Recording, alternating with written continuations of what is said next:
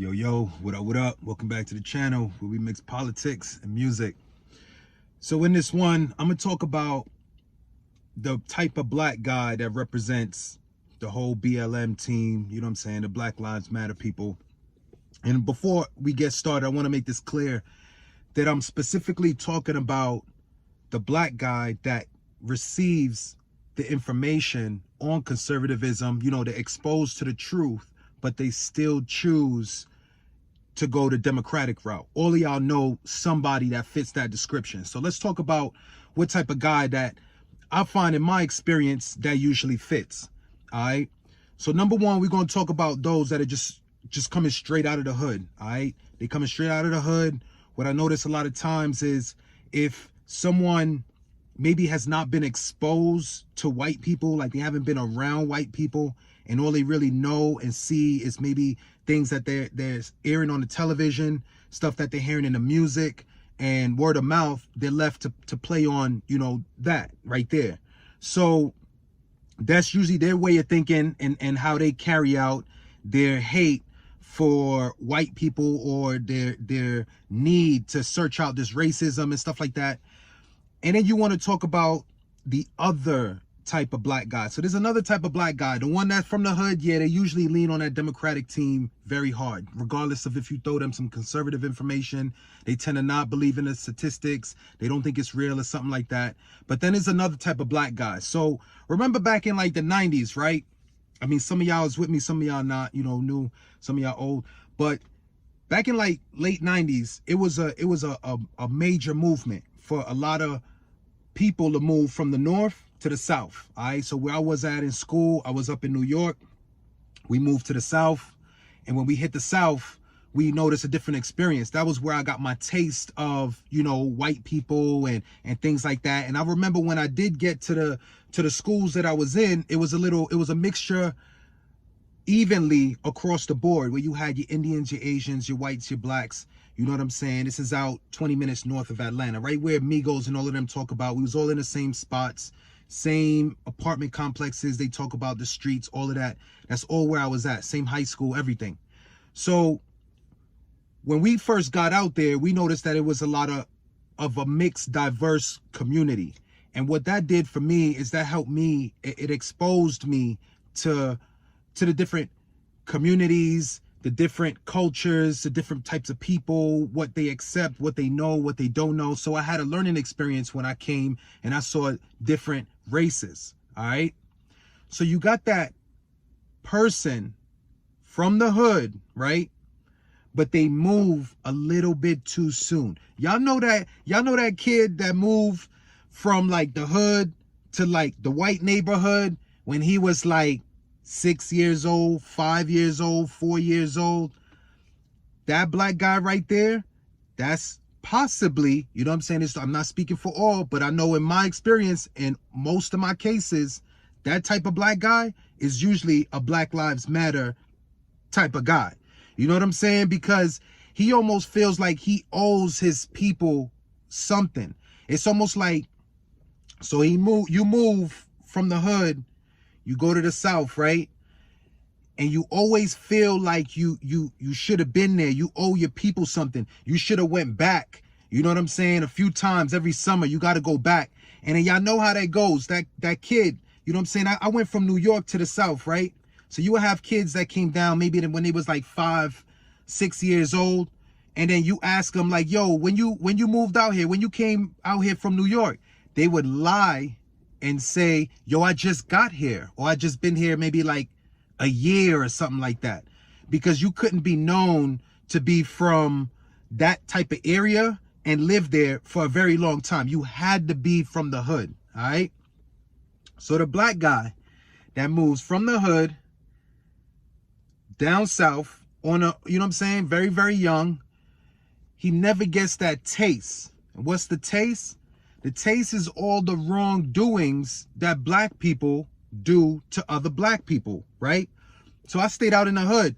I didn't get to move as early as some other people out there. So when I was out in the hood, most of the wrongdoings that happened to me, crib getting broken into, you know what I'm saying? People trying to pull up on you, trying to rob you, this, that, and the third. That was all black people. Not saying white people don't do that. I'm just telling you about my experience. All right. You asking, some people want to know, you know what I'm saying? Why do I support conservatism? And how did I change? And what type of guy makes up this Black Lives Matter type of guy, black guy? This is part of what I've seen in my experience that makes them the way that they are. So they feel that because they left the hood so early, they remember black people to be a certain type of way and they accept it all. You know what I'm saying? When you got them goons that's just out to take the looters, the rioters and all of them, the real goons that's out, the shooters. Yeah, when you move down to the South too early, you think all black people or most black people are like that, and that's accepted. Even in the hood, they don't accept the goons that are too dirty. You know when you got to get dirty, somebody, you know what I'm saying, run up in your spot, whatever, whoop-de-whoop, you got to do some kind of payback, revenge, this, that, and the third.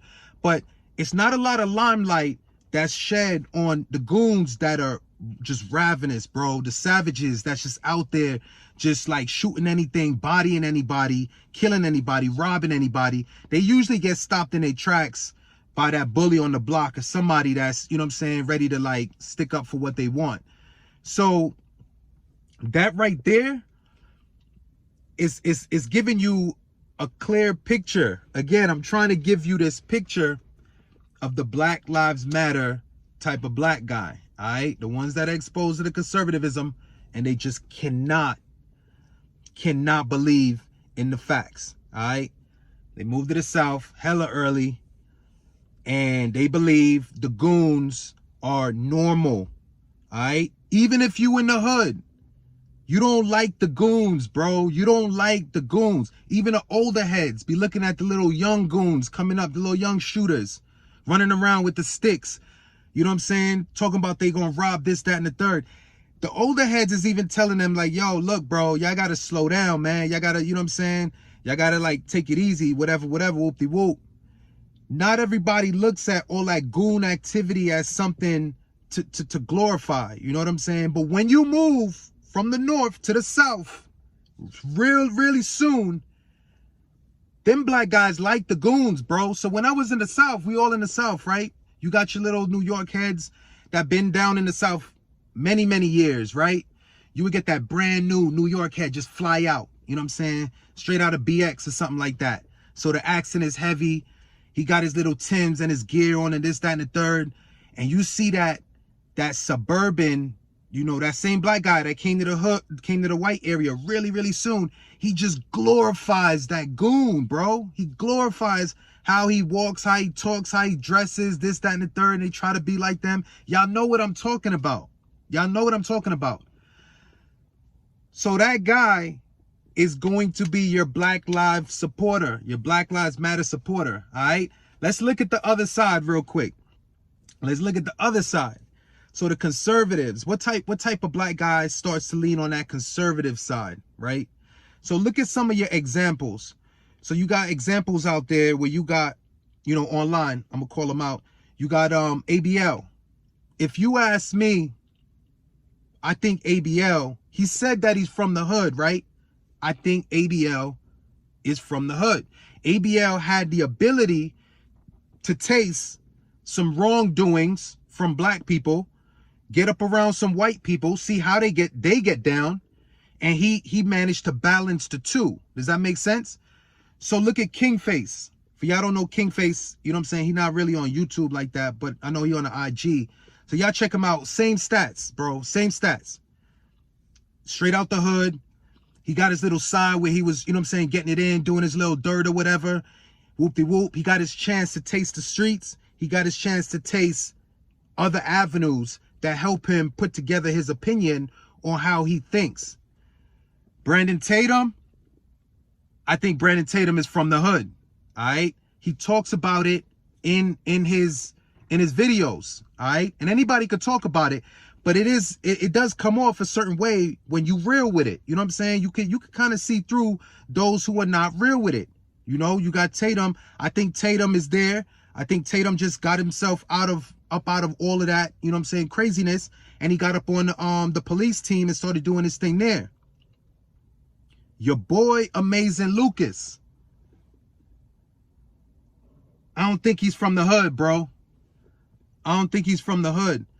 I think because he is not from the hood, he doesn't have the same level of understanding that the same people that I just mentioned, the same level of understanding that they have on goons and black people. You know what I'm saying? There's a difference between the two. The people I just mentioned, they have that understanding. When I watch Amazing Lucas videos, I like, don't get me wrong, I like Amazing Lucas. Subscribe to the channel and all, you know what I'm saying? I watch them, I check them all the time. But I know recently, if you were to ask me what has happened, is it seems like because he's holding that title of like, maybe he got up out the hood. If he's from the hood, maybe he got out like a little too early. He seems to glorify the goons, bro. I mean, not in the way that, not in what they're doing, but in a sense where he's not able to identify them based on some body language and activity that goes down amongst, 12, whoever, you know what I'm saying? You could just, bro, you could see the goons when a mile away, you know what I'm saying? You could tell me whatever you want. It's all about, like I just said, it's all about those who've been up in the hood, and then you move to the spot where you can leave your doors open, you can leave your car door open, your crib open, and nobody won't run up in it. When you lived in both spots, right? You know what I'm saying? You got a taste of both worlds. You could spot a goon from a mile away, all right? I hear Lucas, he trying to talk this, that, and the third about, you don't know, you gotta dive into this person's character. This is about the content of the character. I hear that. But I do know a goon when I see one. You know what I'm saying? They look a certain way, they talk a certain way, they walk a certain way, they get down a certain way. It's real. So I don't think, based on how Amazing Lucas has recently come across since the Ahmaud Arbery thing, and then you had this George Floyd thing come up, break, you know what I'm saying, break loose, and then you had how he dived into the David Dorn situation, talking about he doesn't support it.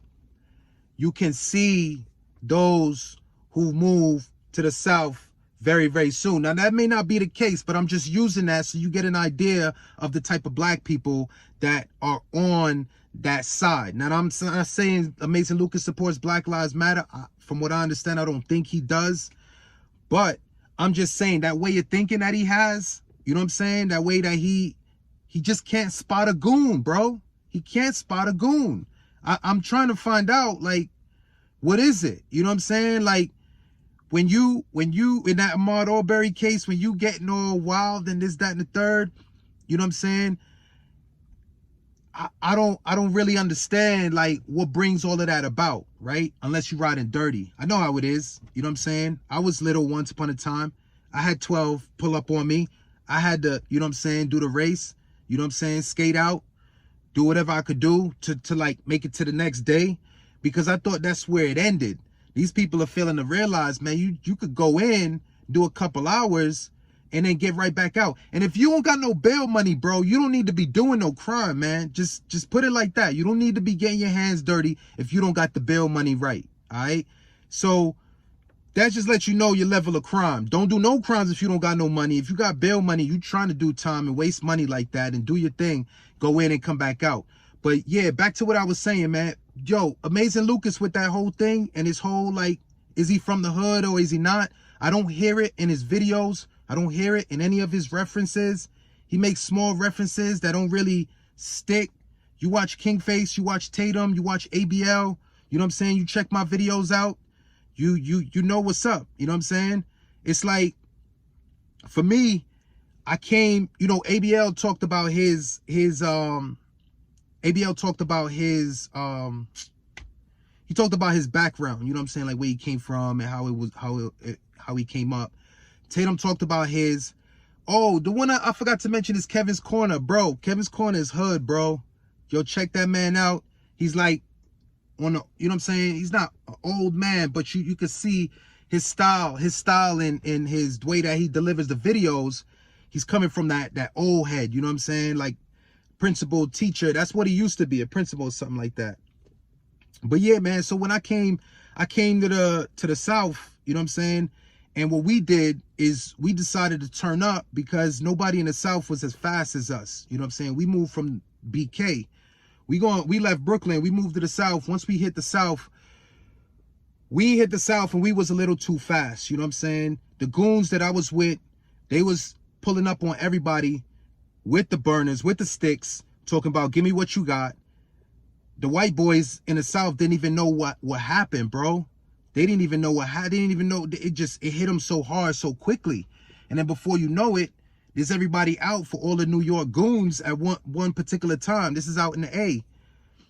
And that was where, you know what I'm saying, I was out getting my hands dirty. I know everybody's shining a little bit of light on their background, where they coming from, you know, why we have our ways of thinking, why I think the way I do, why I have this conservatism in the back of my head. It's all that. You know what I'm saying? It's all that. It's coming from both sides of the world. You know what I'm saying?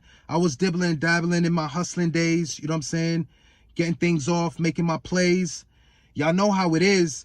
You feeling like all you got is making these plays, getting a bogus 9 to 5, and that's how you gonna make ends meet. That's the only way you gonna make bread, because at that particular time, you know what I'm saying, in that liberal state of mind, that's where I thought everything ended.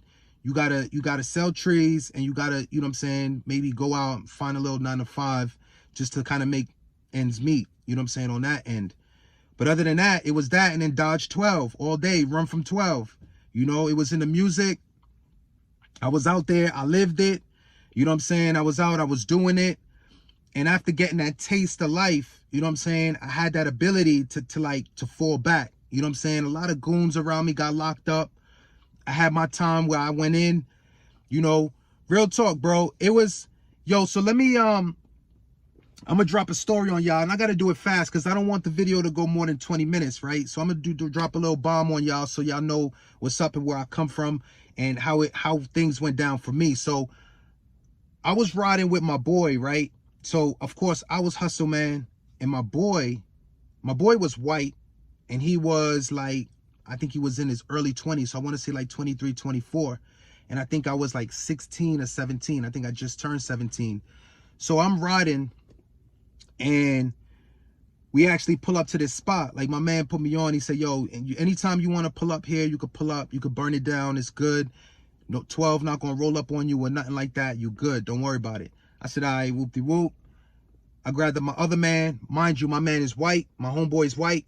And then he's like 24, right? So I'm like 16, 17. So we riding in the whip. We pull up to the spot, to what I would call, you know what I'm saying, smoke spot. So we out there chilling. All of a sudden, you know what I'm saying, I'm twisting up. And then this man, yo, 12 comes out of nowhere, bro. Like, real talk. They pulled up. And then 12 comes up.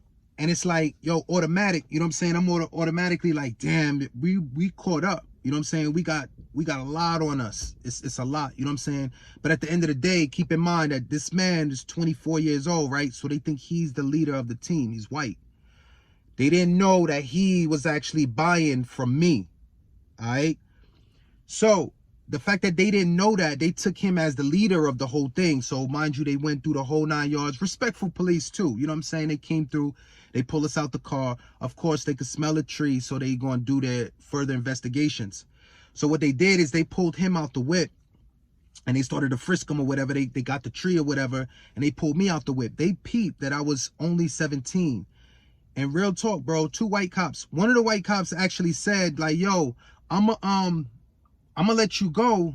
You know what I'm saying? You good as long as you know what I'm saying? He said, yo, don't lie to me. You got any more tree on you? Man, I said, nah, I had trees. I had more trees on me. I told him, nah, I don't have no more trees on me. And he said, all right. So he started, you know what I'm saying, checking me. And then he found tree. So he's like, all right, you know what I'm saying, I'll do what I gotta do. But on the other end, you know what I'm saying, another cop was handling my man, bro. My boy, my boy was white, bro. They was roughing this man up, bro. Like, yo, real talk, bro. They was roughing him up. Like, they had him, like, up on the whip. Like, they had him all, like, face planked and all of that. You know what I'm saying? They had him, like, it was bad, bro. Like, I looked and I was like, wow. Wow, I cannot believe what's going on. Like, I cannot believe what's happening right now.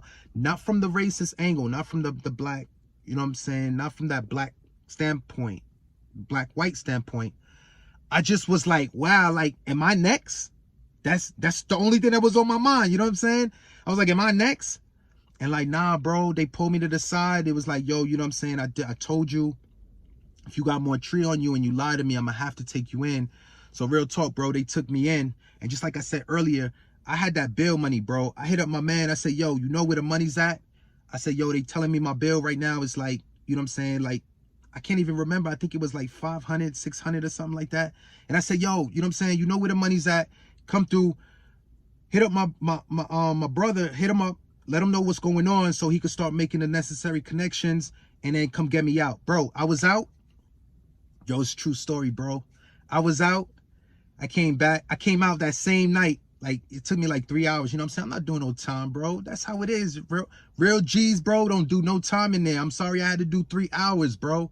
But I was out there and out in no time because my money was right. I knew what I was doing. So I came out.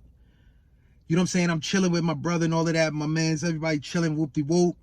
And bro, in like 2-3 hours, bro, I had to go to school, bro. I was in high school, bro. I had to go to school. I was up in the class like, damn, I just been locked up. I just got out. I'm fresh out, bro. And I'm up in like social studies. Like, yeah, what president y'all talking about? You know what I'm saying? It was real like that. You know what I'm saying? And I was back out, you know what I'm saying, doing my thing again. Whoop-de-whoop. And it was no thing to me. You know what I'm saying? But that's the areas, that's the avenues, that's the life I live. You know what I'm saying? I already been to the parties. I already had the burners, the sticks pulled on me. Sticks pulled. We already rolled up. We already grabbed, you know what I'm saying? Grabbed men up, tossed them in the whip, whoop, whoop, whoop, laid them out. Whole nother destination. Y'all know what it is, man. Y'all, I've been through it. I've been doing it. I live in that life. Been around them goons. And I'm just saying that when it comes down to them Black Lives Matter, black guys, they haven't really tasted all forms of black people, man. You know what I'm saying? Y'all do your research. You can do your research and start to find out, but y'all gonna see, check LeBron James. Check that school. I want to say his school was 10% white. I mean, 10% black. 10% black. So, you know, when you coming from that type of upbringing, I told y'all how it is. And a lot of other ball players out there, it's the same stats, bro. It's the same stats. They coming from an area where they haven't had their taste of black people doing wrong to them. So they feel like, you know what I'm saying? They feel like, yo, it ain't no thing. The goons is normal people. The goons they good. They don't got nothing going on mentally, psychologically. Even though they body like 4, 5, 6 people and don't even think twice about that person's mom or that person's kids, those goons, bro, they think those are normal people. They think those people need, like, you know, a little bit of counseling and then just like shoo them on their way. As long as you didn't get them on any crimes, they, you know, they good, which, yeah, that's the case. But I mean, keep your eye on them long enough and they bound to fold, bro. It is what it is, man. Let me get up out of here. This video is getting too long, man. Yo, look, man, don't take nothing I'm saying as an offensive thing when it comes down to what you are and what you're not. Just take heed to what I'm saying and get out there, get your knowledge, and you'll see and find out, you know what I'm saying? You got to change up the stats, change up the numbers. But yeah, bro, them BLM boys, bro, the black people, the white people, I could make a whole nother video on that. You know what I'm saying? But the black people, damn, bro, they got y'all out there like sheep, talking about that BLM stuff, bro. Knowing. Y'all know what I want to say. The N-word getting bodied every day, bro. They getting bodied every day. And y'all only go out when CNN told y'all go out. Damn. Oh my God. Only when CNN says go out, they go out. Bro, let me get up out of here, man. Video getting too long, bro. I'm gonna get up out of here. Y'all know what it is. Conservative guy. I'm out.